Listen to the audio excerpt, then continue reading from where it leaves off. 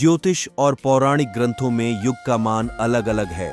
पौराणिक ग्रंथों के अनुसार 4 युग होते हैं, सत, त्रेता, द्वापर और कली। कहते हैं कि कलियुग में पाप अपने चरम पर होगा। वर्तमान में कलिकाल अर्थात कलयुग चल रहा है। ग्रंथों में इस युग में क्या क्या होगा या घटेगा यह लिखा गया है। यह भी है कि इस युग में जब कहीं भी प्रलय होगा तो सिर्फ हरि कीर्तन ही उसे बचाएगा। आओ जानते हैं कि कलयुग के संबंध में ग्रंथों में क्या लिखा है। सतयुग। सतयुग में प्रतीकात्मक तौर पर धर्म के 4 पैर थे। सतयुग में मनुष्य की लंबाई 32 फीट अर्थात लगभग 21 हाथ बताई गई है। इस युग में पाप की मात्रा 0 विश्वा अर्थात 0% होती है। पुण्य की मात्रा 20 विश्वा अर्थात 100% होती है। राजा हरिश्चंद्र हुए थे। हरिश्चंद्र ने सत्य के लिए खुद के परिवार और अंत में खुद का बलिदान भी दे दिया था। त्रेता युग। त्रेता युग में धर्म के 3 पैर थे। इस युग में मनुष्य की लंबाई 21 फीट अर्थात लगभग 14 हाथ बताई गई है।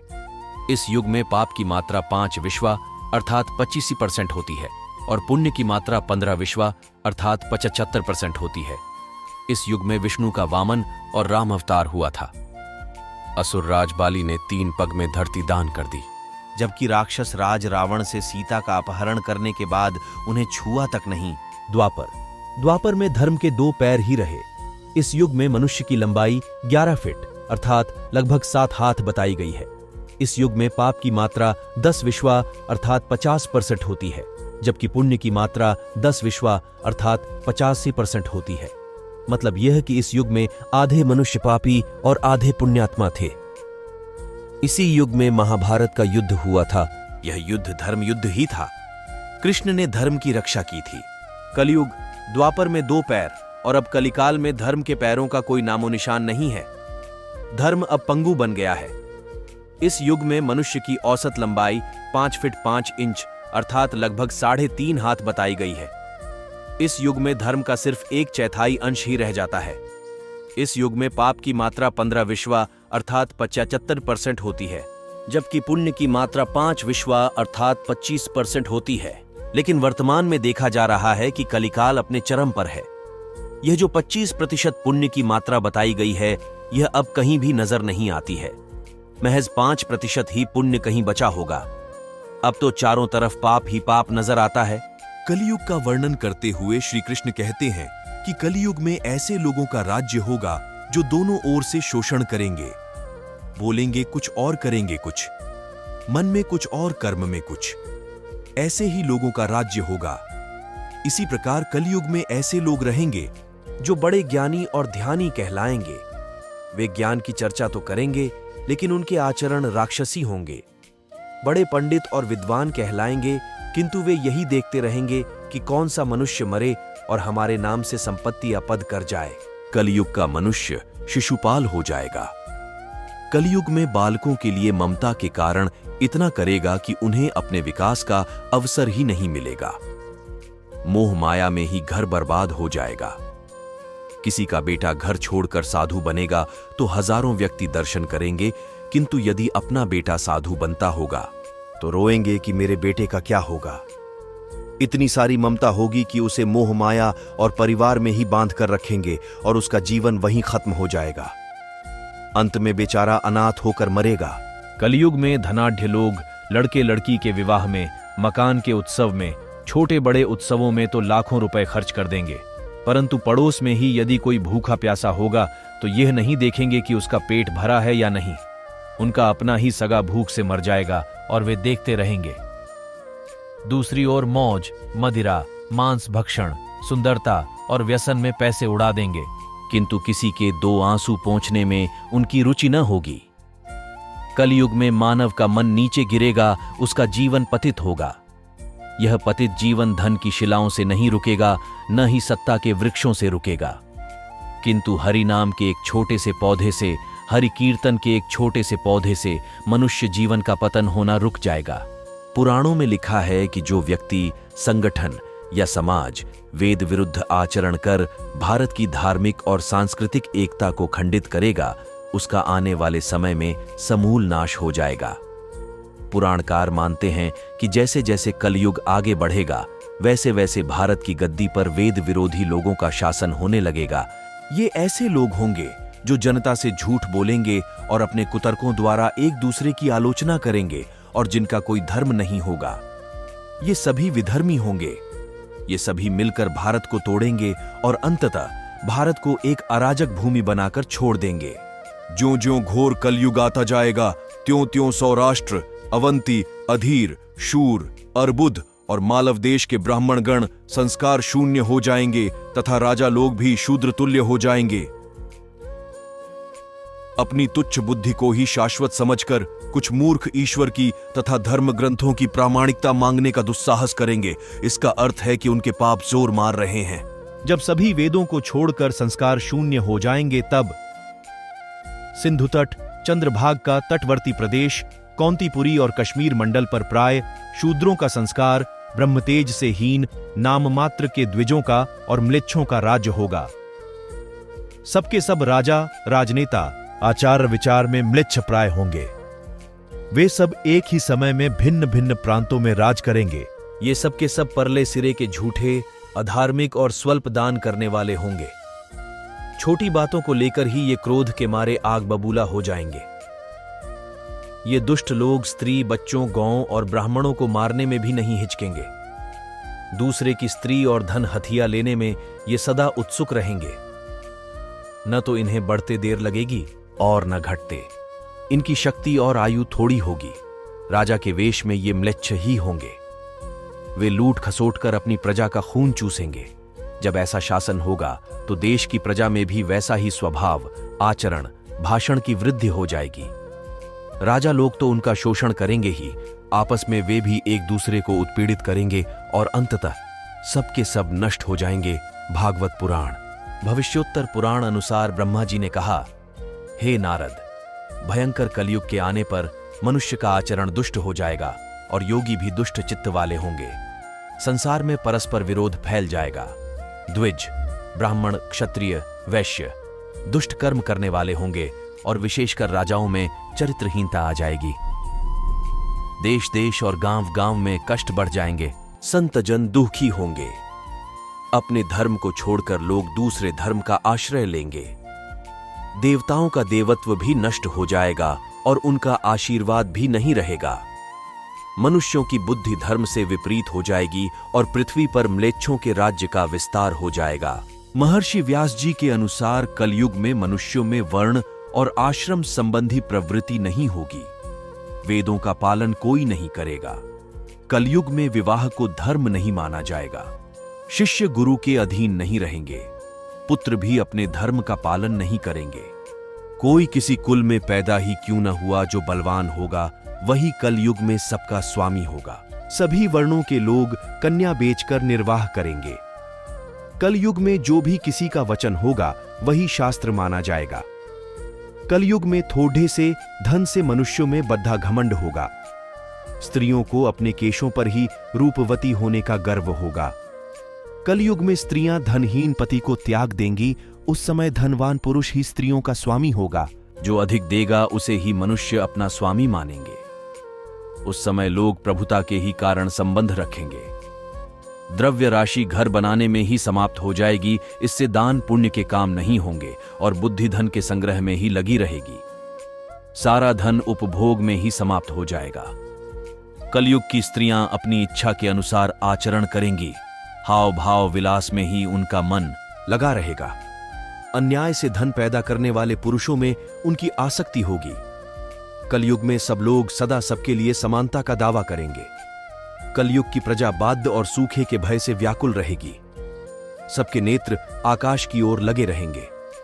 वर्षा न होने से मनुष्य तपस्वी लोगों की तरह फल, मूल व पत्ते खाकर और कितने ही आत्मघात कर लेंगे। कलयुग में सदा अकाल ही पडिडिडी अचता रहेगा। सब लोग हमेशा किसी न किसी कलेशों से घिरे रहेंगे। किसी किसी तो थोड़ा सुख भी मिल जाएगा। सब लोग बिना स्नान करे ही भोजन करेंगे। देव पूजा, अतिथि सत्कार, श्राद्ध और तर्पण की क्रिया कोई नहीं करेगा। कलयुग की स्त्रियां लोभी, नाटी, अधिक खाने वाली और मंद भाग्य वाली होंगी। गुरुजनों और पति की आज्ञा का पालन नहीं करेंगी तथा पर्दे के भीतर भी नहीं रहेंगी। अपना ही पेट पालेंगी, क्रोध में भरी रहेंगी, देह शुद्धि की ओर ध्यान नहीं देंगी तथा असत्य और कटु वचन बोलेंगी। इतना ही नहीं, वे दुराचारी पुरुषों से मिलने की अभिलाषा करेंगी। ब्रह्मचारी लोग वेदों में कहे गए व्रत का पालन किए बिना ही वेदाध्यापन करेंगे। गृहस्थ पुरुष न तो हवन करेंगे, न ही सत्पात्र को उचित दान देंगे। वनों में रहने वाले वन के कंदमूल आदि से निर्वाह न करके ग्रामीण आहार का संग्रह करेंगे, और सन्यासी भी मित्र आदि के स्नेह बंधन में बंधे रहेंगे। कलयुग आने पर राजा प्रजा की रक्षा न करके बल्कि कर के बहाने प्रजा के ही धन का अपहरण करेंगे। अधम मनुष्य संस्कारहीन होते हुए भी पाखंड का सहारा लेकर लोगों ठगने का काम करेंगे। उस समय पाखंड की अधिकता और अधर्म की वृद्धि होने से लोगों की आयु कम होती चली जाएगी। उस समय 5, 6 अथवा 7 वर्ष की स्त्री और 8, 9 या 10 वर्ष के पुरुषों से ही संतान होने लगेंगी। घोर कलयुग आने पर मनुष्य 20 वर्ष तक भी जीवित नहीं रहेंगे। उस समत लोग मंद बुद्धि, व्यर्थ के चिन्ह धारण करने वाले, बुरी सोच वाले होंगे। लोग आरण चुकाए बिना ही हड्ड एचप लेंगे तथा जिसका शास्त्र में कहीं विधान नहीं है, ऐसे यज्ञों का अनुष्ठान होगा। मनुष्य अपने को ही पंडित समझेंगे और बिना प्रमाण के ही सब कार्य करेंगे। तारों की ज्योति फीकी पड़ डा जाएगी, 10 दिशाएं विपरीत होंगी। पुत्र पिता को तथा बहुएं सास को काम करने भेजेंगी। कलयुग में समय के साथ साथ मनुष्य वर्तमान पर विश्वास करने वाले, शास्त्र ज्ञान से रहित, दंभी और अज्ञानी होंगे। जब जगत के लोह सर्वभक्षी हो जाएं, स्वयं ही आत्मरक्षा के लिए विवश हो तथा राजा उनकी रक्षा करने में असमर्थ हो जाएंगे, तब मनुष्यों में क्रोध लोभ की अधिकता हो जाएगी। कलयुग के अंत के समय बड्ढे बड्ढे भयंकर युद्ध होंगे। भारी वर्षा, प्रचंड आंधी और जोरों की गर्मी पड़ेगी। लोग खेती काट लेंगे, कपड़े चुरा लेंगे, पानी पीने का सामान और पेटियां भी चुरा ले जाएंगे। चोर अपने ही जैसे चोरों की संपत्ति चुराने लगेंगे। हत्यारों की भी हत्या होने लगेगी। चोरों से चोरों का नाश हो जाने के कारण जनता का कल्याण होगा। युगांत काल में मनुष्यों की आयु अधिक से अधिक 30 वर्ष की होगी। मनुष्य की औसत आयु 20 वर्ष ही रह जाएगी। 5 वर्ष की उम्र में स्त्री गर्भवती हो जाया करेगी। 16 वर्ष में लोग वृद्ध हो जाएंगे और 20 वर्ष में मृत्यु को प्राप्त हो जाएंगे। इंसान का शरीर घटकर बोना हो जाएगा। ब्रह्मवैवर्त पुराण में बताया गया है कि कलयुग में ऐसा समय भी आएगा जब इंसान की उम्र बहुत कम रह जाएगी, युवावस्था समाप्त हो जाएगी। कली के प्रभाव से प्राणियों के शरीर छोटे छोटे, क्षीण और रोगग्रस्त होने लगेंगे। श्रीमद् भागवत के 12वें स्कंध में कलयुग के धर्म के अंतर्गत श्री सुखदेव जी परीक्षित जी से कहते हैं, ज्यों ज्यों घोर कलयुग आता जाएगा, त्यों त्यों उत्तरोत्तर धर्म, सत्य, पवित्रता, क्षमा, दया, आयु, बल और स्मरण शक्ति का लोप होता जाएगा। अर्थात लोगों की आयु भी कम होती जाएगी जब कलिकाल बढ़ता चला जाएगा। कलयुग के अंत में जिस समय कल की अवतार अवतरित होंगे, उस समय मनुष्य की परम आयु केवल 20 या 30 वर्ष होगी। जिस समय कल की अवतार आएंगे, चारों वर्णों के लोग क्षुद्रों, बोने के समान हो जाएंगे। गौएं भी बकरियों की तरह छोटी छोटी और कम दूध देने वाली हो जाएगी। कलयुग के अंत में संसार की ऐसी दशा होगी कि अन्न नहीं उगेगा। लोग मछली मांस ही खाएंगे और भेड़ व बकरियों का दूध पिएंगे। गाय तो दिखना भी बंद हो जाएगी, होगी तो वह बकरी समान होगी। एक समय ऐसा आएगा जब जमीन से अन्न उपजना बंद हो जाएगा, पेड़ों पर फल नहीं लगेंगे। धीरे धीरे ये सारी चीजें विलुप्त हो जाएंगी। गाय दूध देना बंद कर देगी। स्त्रियां कठोर स्वभाव वाली व कड़वा बोलने वाली होंगी। वे पति की आज्ञा नहीं मानेंगी। जिसके पास धन होगा उसी के पास स्त्रियां रहेंगी। मनुष्यों का स्वभाव गधों जैसा दुस्सह, केवल गृहस्थी का भार ढोने वाला रह जाएगा। लोग विषयी हो जाएंगे। धर्म कर्म का लोप हो जाएगा। मनुष्य जप रहित नास्तिक व चोर हो जाएंगे। सभी एक दूसरे को लूटने में रहेंगे। कलयुग में समाज हिंसक हो जाएगा। जो लोग बलवान होंगे उनका ही राज चलेगा। मानवता नष्ट हो जाएगी। रिश्ते खत्म हो जाएंगे। एक भाई दूसरे भाई का ही शत्रु हो जाएगा। जुआ, शराब, परस्त्री गमन और हिंसा ही धर्म होगा।